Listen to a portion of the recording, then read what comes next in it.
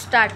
ಮಾನ್ಯ ಅಧ್ಯಕ್ಷರೇ, ಕೃಷಿ ಇಲಾಖೆ ಮೇಲೆ ಒಂದೆರಡು ಮಾತುಗಳನ್ನು ಹೇಳುವುದಕ್ಕೆ ತಮ್ಮ ಅಪ್ಪಣೆ ಬೇಡುತ್ತೇನೆ. ಈಗಾಗಲೇ ಮಾತನಾಡಿದ ಅನೇಕ ಮಾನ್ಯ ಸದಸ್ಯರು ಕೃಷಿ ಇಲಾಖೆ ವಿಷಯದಲ್ಲಿ ಸರ್ಕಾರ ಹೆಚ್ಚು ಗಮನ ಕೊಡಬೇಕಾದ ಅಗತ್ಯವನ್ನು ಒತ್ತಿ ಹೇಳಿದ್ದಾರೆ. ನಮ್ಮ ದೇಶ ತಮಗೆ ತಿಳಿದಿರುವ ಹಾಗೆ ಹಳ್ಳಿಗಳ ದೇಶ. ಆದ್ದರಿಂದ ನಮ್ಮ ಜನರು ಹೆಚ್ಚಾಗಿ ವ್ಯವಸಾಯವನ್ನೇ ಅವಲಂಬಿಸಿದ್ದಾರೆ. ಹಗಲಿರುಳು ವ್ಯವಸಾಯ ಮಾಡುತ್ತಿರುವ ರೈತನ ಪರಿಸ್ಥಿತಿ ಯಾವ ರೀತಿ ಇದೆ ಎಂಬುದನ್ನು ನಾವು ಇವತ್ತು ನೋಡಿದರೆ ನಿಜವಾಗಿಯೂ ನಾಚಿಕೆಯಾಗುತ್ತದೆ. ಅನೇಕ ಸಣ್ಣ ಪುಟ್ಟ ರೈತರು ಹಳ್ಳಿಗಳಲ್ಲಿ ವ್ಯವಸಾಯ ಮಾಡಿ ಆಹಾರ ಪದಾರ್ಥಗಳನ್ನು ಬೆಳೆದರು.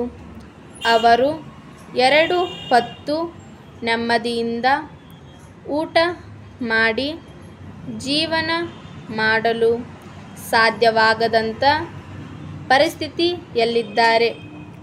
ಇದಕ್ಕೆ ಕಾರಣ ರೈತರು ಬೆಳೆದಂಥ ಬೆಳೆಗಳಿಗೆ ಸರಿಯಾದ ಧಾರಣೆ ಸಿಗದಿರುವುದು.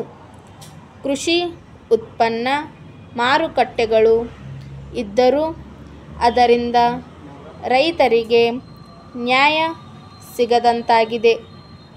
ಸರ್ಕಾರದ ನೀತಿ ರೈತರ ಹಿತರಕ್ಷಣೆಗೆ ಪೂರಕವಾಗಿ ಇರಬೇಕೆಂದು ಹಲವಾರು ವರ್ಷಗಳಿಂದ ಹೇಳುತ್ತಿದ್ದರೂ ಅದರ ಬಗ್ಗೆ ದೇಶವನ್ನು ಆಳುವವರು ಅಧಿಕಾರದ ಚುಕ್ಕಾಣಿಯನ್ನು ಹಿಡಿದಿರುವವರು ಗಮನ ಕೊಡದೆ ಇರುವುದರಿಂದ ಇಂಥ ಶೋಚನೀಯ ಸ್ಥಿತಿಗೆ ನಾವು ತಲುಪಿದ್ದೇವೆ ಎಂದರೆ ಅದು ಅತಿಶಯೋಕ್ತಿಯಲ್ಲ.